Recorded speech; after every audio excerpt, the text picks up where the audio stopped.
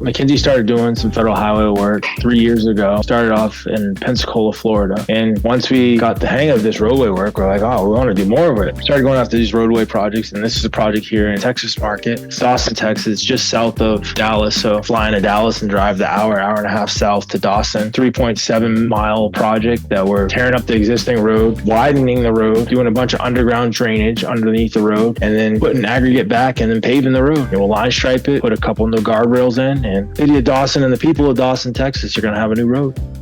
Repaving this road here. It's a 3.73 miles, and basically it connects State Highway 31 to Navarro Mills Lake. We're going in and we're widening the road. This would be the existing road, and we're widening it on each side. You know, we're adding to this side, and then we're also going to be adding to this side.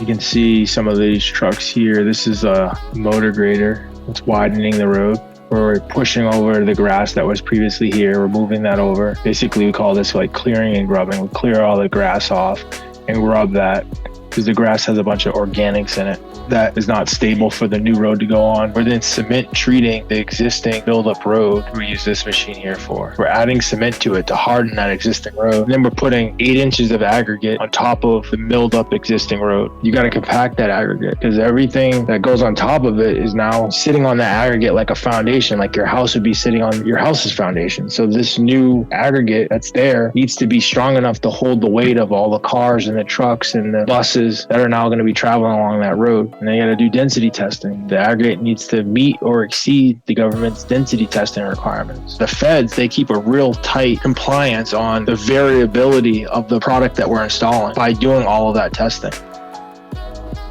These are the crossings. So this is the road, the existing road. Here's the center line of the road. This is the underground drainage that we were either installing or extending. One of the other things we did on this project were there's these culverts. So we added these culverts in here, and then we put this riprap, all this underground pipe. This is actually along the side of the road. We're cutting through a person's property here. A part of the scope of work is we're repaving this back with concrete pavement. Yeah, this is when we're in the road here. So this is the middle of the road. We cut those side of the road, this side of the road, going perpendicular to the road. Here's 4 culverts where the water basically can flow from one side of the road to the other side of the road. It attaches to a head wall. So here we're forming up the concrete for the head wall. This is the base foundation for the head wall right here. And then this is the forms for the head wall. And we'll pour the concrete behind the forms.